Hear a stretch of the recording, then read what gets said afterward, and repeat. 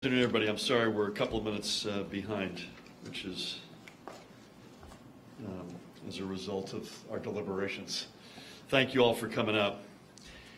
You know, my mother used to have this expression, March either comes in like a lamb or a lion, and it's certainly coming in like a pride of lions, apparently. As the cleanup, I want to thank, by the way, a very large chunk of our cabinet being with us today, and it's my first trip to the Rock, so Colonel, thank you for hosting us so graciously.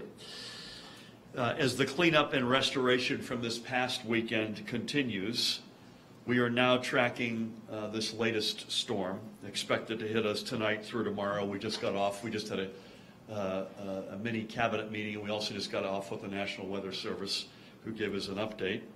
It's expected to hit us tonight through tomorrow, bringing wet, heavy snow, and yet again the potential for damaging winds across New Jersey. There is, like any prediction of any storm, a question of if, and if so, is it rain, is it snow, where's that line? It sounds like at this point, based on our deliberations with the National Weather Service, that the models that predict these sorts of things are in reasonable alignment, which gives the experts an added boost of confidence that their predictions are more right than wrong. Just as we did with last weekend's nor'easter, we are engaging all levels of government to be ready to act to protect our residents and businesses. And before I list the preparations underway, I think most importantly, I'd like to remind residents of the importance of being personally prepared for a winter storm, of having a plan and an emergency preparedness kit, and to know where to get official information. And in that respect, all of that information is available at www.ready.nj.gov. That's www.ready.nj.gov.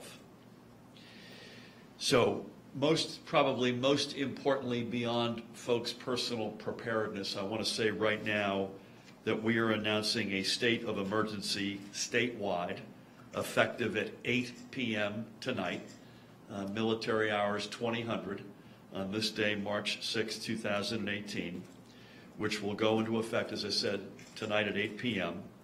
That is for the entire state, but I say that with a particular emphasis on Hunterdon, Morris, Sussex, and Warren counties. Not only are they the 4 counties that are continuing to deal with these very frustrating, long-fused power outages, but they are also likely to be on the list of counties that, if the models are right, will get hit the hardest, particularly with snow and probably some high winds. And again, that is a state of emergency statewide, effective at 8 p.m. tonight. We will make a decision about whether or not state offices will either be open or closed or delayed opening or early shutdown later on, probably later on today or tonight. So we'll come back to you on that. The State Emergency Operations Center, Colonel, has been up and running since 6 a.m., I believe, this morning. So we're already, and you are welcome to ask any questions you'd like. You've got a whole group of leaders in this state who are doing outstanding work, both still working with what's happened this past weekend and also anticipating what's coming before us. The Department of Transportation, I'm going to call it the Diane of Transportation, which is also appropriate. The Department of Transportation, under Acting Commissioner Diane Gutierrez-Scacchetti, several to my left, is prepared to keep our roads and highways clear.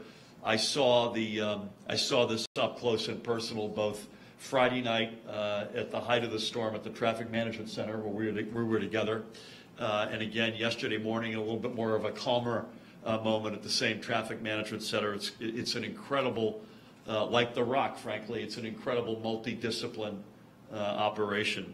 The Department of Transportation stands ready to activate the more than 2,500 pieces of snow fighting equipment at its disposal, whether it's plows, spreaders, and loaders, which can be deployed across the state as necessary. In fact, they're pre-positioning as we speak. Yesterday, DOT crews applied a layer of brine to roads across northern and central New Jersey, where the storm should start as snow, particularly up north, as a first measure. The department, I'm not sure we necessarily just weighed this coming in, but I'm told the department has about 207,000 tons of salt available, which is 78% of its capacity, and it's also at 82% of its capacity for liquid calcium. Diane also mentioned in our meeting upstairs that gas stations up and down our Turnpike and Parkway are loaded up to the brim. Food supplies are high in case folks need to get pulled over and or refuel. We thank the crews who will be working in advance this storm, as they don't stop until the storm stops, and hats off to them. I would just say this: please do not venture out onto the roads during the storm. And again, I'm erring on the side, we're erring on the side of caution, but objective caution. So this is not form over substance. We just didn't wake up and decide to pull this group together and make this assessment and draw this conclusion. So on the one hand, we don't want folks to panic, but on the other hand, prudency, responsibility, smart common sense are the words of the day. So please do not venture out onto the roads during the storm. We ask you to stay home so that road crews, whether they be state, county, or local, can attend to their duties. Our goal is to have our major highways passable for emergency vehicles, first and foremost, and capable of fully reopening for commuters once the storm has passed. Colonel Pat Callahan, again, thank you for hosting us, Colonel, and the New Jersey State Police, and there are many members in this very room, have activated, as I mentioned, the State Emergency Operations Center as of 6 a.m. this morning for round-the-clock operations. This activation also pulls together multiple departments to ensure we are constantly monitoring and assessing critical situations from multiple angles. The Emergency Operations Center will also disseminate regular reports and weather updates. Everyone here will be reading from the same page and seeing the same data. And I mentioned we were on with the National Weather Service, which was an important call to influence and inform our decisions, but that's not a moment in time. This is fluid, as you can imagine, and we'll continue to be in touch with them and with each other. The New Jersey Office of Emergency Management is conducting daily conference calls with county emergency management coordinators and will ensure on-site coordination with NJOEM regional representatives throughout the state. NJOEM is also in turn in contact with the Office of Recovery and Rebuilding within our offices, within the front office. Colonel, about to be Adjutant General Jamal Beal, where are you, Colonel? And the New Jersey National Guard are prepared to respond to requests for assistance from the Office of Emergency Management, and will be positioning vehicles at select armories and identifying crews who can report to staging areas for rapid mobilization and deployment if called upon. Further, the New Jersey National Guard Joint Operations Center will be up on Wednesday morning and readily available to NJOEM if needed to ensure a coordinated response, and I should say Wednesday morning at latest. Our paramount concern and overall goal is, of course, to ensure that all residents are safe and secure. That is my number one responsibility. That is our number one responsibility. Now, the downside of this storm, among other things, is that it has the potential to once again knock out power, including to those residents who just experienced outages stemming from the weekend nor'easter. And unfortunately, too many folks, and this is quite frustrating, and we're pressing hard as heck on the utilities to resolve this, but too many folks remain without power. BPU President, where's Joe? Fiordaliso, sorry, Joe, has remained in close contact since the weekend storms with the presidents of the 4 electric distribution companies which supply New Jersey. I think we all know this, but it was JCP&L's service area that was hit particularly hard, and the BPU has been assisting in the coordination for additional crews to get into that service area. And right now, as I may have mentioned, roughly about 40,000 or maybe just under 40,000 households remain without power. And this is very frustratingly sticky on the downside. And many folks are frustrated by that, and you could count me as yours truly is on that list. I want to give a shout out to PSEG, and Joe had a lot to do with this, but they have put, I think they've now got 300 boots on the ground? Close to 300 boots on the ground. They've been waved in, and they are augmenting JCP&L's team It's a lesser number, but as of today, Atlantic City Electric has got several dozen. And so we applaud helping thy neighbors at times like this. With this latest storm threat that we have upon us, the BPU remains, Joe and his team, on alert and ready to step in to assist utilities in ensuring a timely response to any outages. Acting Commissioner Dr. Lamont Repollet is reminding superintendents to frequently check weather forecasts and emergency announcements so they can make expedient decisions that provide families sufficient time to prepare. He's also encouraging superintendents to communicate with neighboring school leaders, to coordinate with district facility managers, and when possible, in fact more than when possible, with flat out their municipalities. Finally, superintendents must notify the executive county offices of any modified schedules and school closures. And you all know how this works. Just because we have a state of emergency, the decision still on school closings rests with the local officials. Obviously, if we have a state of emergency, that's a meaningful, important data point that we know all localities will keep in mind. Overall, we want all residents to be safe throughout this weather event. We urge you not to venture out into the storm, assuming it hits as we expect. And again, we urge you to visit www.ready.nj.gov, www.ready.nj.gov, for ways to make sure you're storm ready. If you do have to go outside, please exercise extreme caution and be careful in particular of any trees or power lines that may have been weakened by last weekend's nor'easter, and which may not need much of an additional push from Mother Nature to come down. We've already had at least one tragedy over the weekend in that respect. Even better than being careful when you're out is to stay in. New Jerseyans are a tough bunch, and we'll get through whatever gets thrown our way together, and we will get through this safely. Again, our job today is to not panic, folks, by any means, but to be prudent, to be responsible, to use common sense. That's what we're going to use, and we encourage everybody around the state to use the same prudency, common sense, and responsibility. With that, once the Russians get through with their little work here, we'll be happy to take a couple of questions. Had to work in some foreign policy there, just in case you were paying attention at home.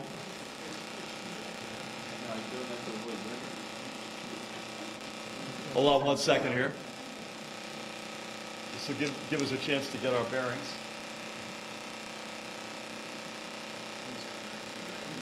Yeah, always.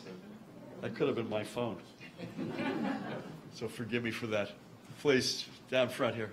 Governor, you mentioned and referenced this in your prepared remarks, but to drive the point home, some people enjoy going out, they want to see what's happening. How important is it for people to really be careful and not do anything stupid? Yeah, and it's really important. It's a very good question. For those of you who couldn't hear it, how important is it for folks who may want to go out and see what's going on to use their common sense and instead stay back home? It's incredibly important. Listen, I just said to these folks, I'm going to speak about myself. We're clearing up the schedule tomorrow, beginning at 8 o'clock tonight, in fact. I'm willing and able to be out there to help, but I don't want to get in the hair of the folks who are trying to clean the roads, get houses and schools and hospitals the power and support and supplies they need. So even I've got to keep that in mind. Doing stuff just for show or just for fun, this is not the moment to do that. God willing, listen, God willing, first and foremost, we're wrong and this thing misses us.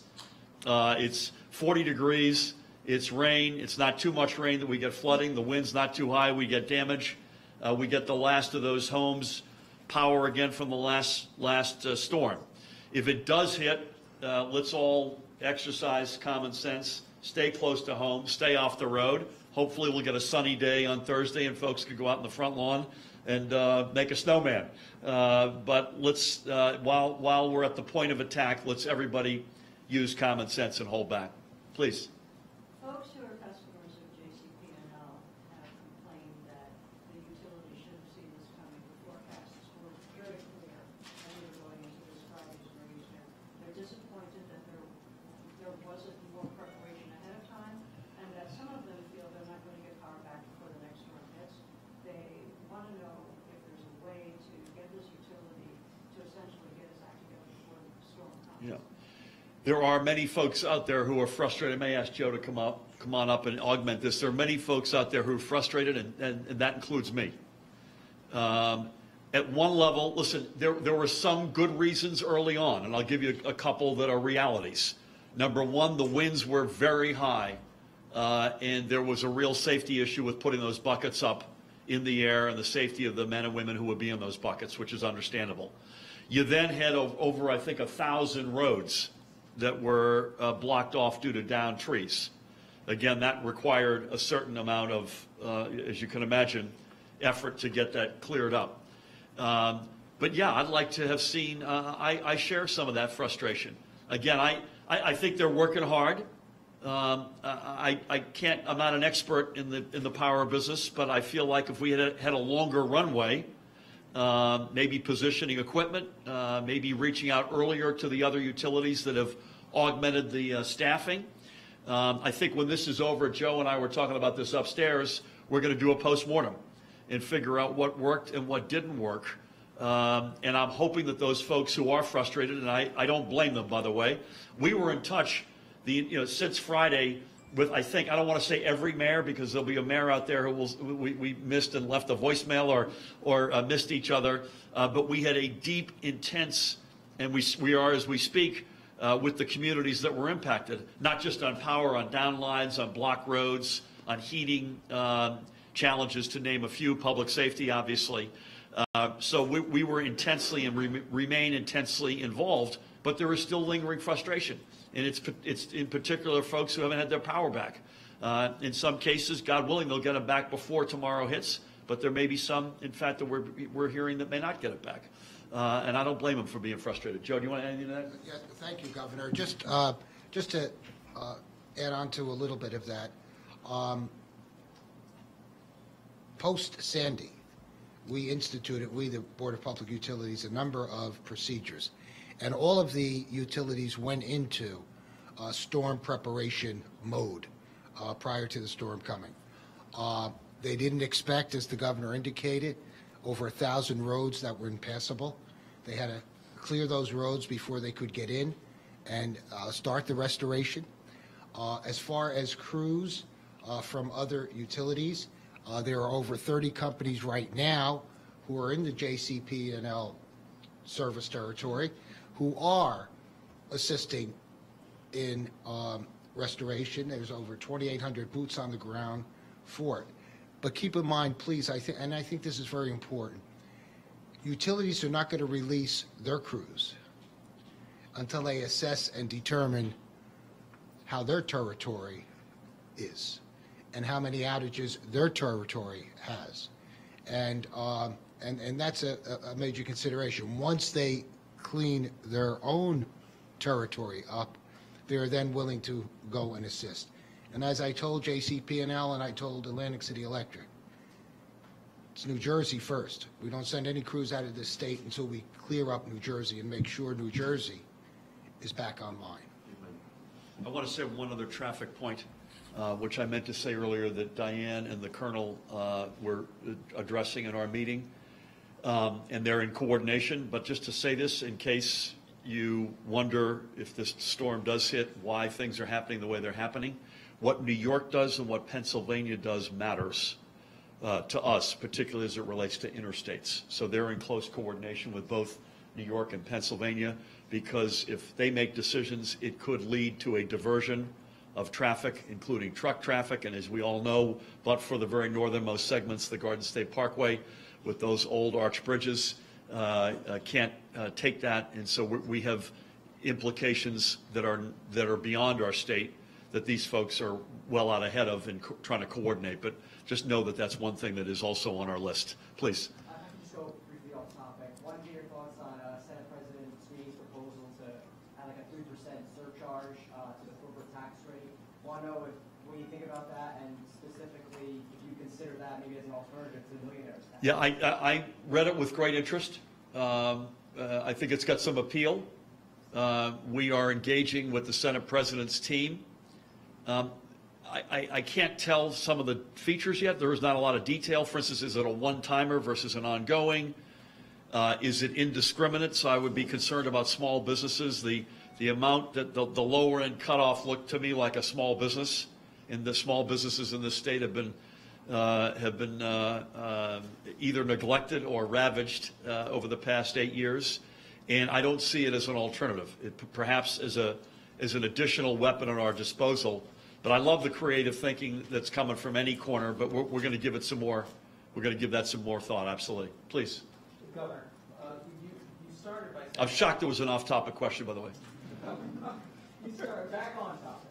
You started by saying that you were running away because of the deliberations. Yes. Can you give us a little insight as to what that process looked like in trying to go forward to plan for the storm, and what it's likely to look like going ahead as the storm hits? Yeah, so we're 7 weeks in as of today, and so as of this past Friday, when I walked through the doors of the Traffic Management Center, which I've been driving by my whole life and didn't realize it, I'm going through this as of now a number of days ago for the first time. And so a couple of comments I'll make, and then maybe I'll ask the Colonel to come up, because the Office of Emergency Management, which is under the domain of the state police, is sort of the central player for all of the importance of all of us up here, and each one of us represents an important element. That entity, that body, is the sort of hub in many respects of the wheel as it relates to times like this. A couple of watchwords for me is, one, we don't do things for form, we're doing it for substance. So substantively, what do we need to be doing? That's the first question you ask. Secondly, it's a whole of government approach, both laterally and vertically. I mean laterally, looking at the group that's represented with me here today, but also vertically, very importantly. I mentioned earlier that we've been in intense relations at the community levels, at the county level, at the school district levels since Friday. Certainly at the house to house as it relates to restoration of power. So it is the full spread this way and this way. And I think if you think otherwise, you're going to miss something. You're gonna leave some flank exposed. And so with that, I'll have the Colonel to come up and briefly just give a sense of how that hub function actually works. Thanks, Governor. As the Governor indicated, the cabinet, most of the cabinet, is entirely new and 7 weeks in. So we thought it important that they come here. Actually, in a few weeks, the entire cabinet's going to come to an event here, which will give them a familiarity of what the Rock and this Fusion Center is about. But what it'll also serve to do is there's a big room we call the support room behind these walls, where there's various what we call emergency support functions, whether it's transportation, communication, health, energy. A storm like this, although it's nothing that we wish upon ourselves or our state, gives us a good opportunity to test our procedures and to have those cabinet level members in the room getting information from boots on the ground on that support room floor. They then feed that information up to the cabinet so we can, alongside with the governor, make recommendations so we have well-informed decisions that ensures the public safety, which is really what the Emergency Operations Center is about. We're poised in there to help all 21 counties. Municipalities will reach out to their counties if they need anything. The way our resource requests work in there is we'll run them down and make sure if a county has any type of request or need for support, that's what this whole operation is entirely about. So to bring this smaller group of cabinet level members together at the Rock for the first time, again, it's going to snow from what I understand, but it does give us a good opportunity to test our procedures and probably more importantly, to build this rapport and these relationships with one another. As we say, if you're getting to know your emergency management folks during the height of the storm, then you've missed the mark. So we're getting together and it's serving that purpose too. Thanks, Governor. That's a very fair point. To be able to preemptively get together and coordinate, as we've been now doing for a whole number of days, helps a whole lot. Maybe just one or two more, please. Yeah, just staying on power. Customers we've been speaking to, they were told tonight they want a timeline. They said they've been given a runaround. Now it's tomorrow. Are you bringing in backup crews? They just want more details. In a big way. I'll get Joe to come back up, but I think PSEG has, as of today, he and Pete Camerano, they added another 100 boots on the ground from PSEG. Atlantic City is as of today or last night? About 30 more boots on the ground. And they're frustrated, and so am I.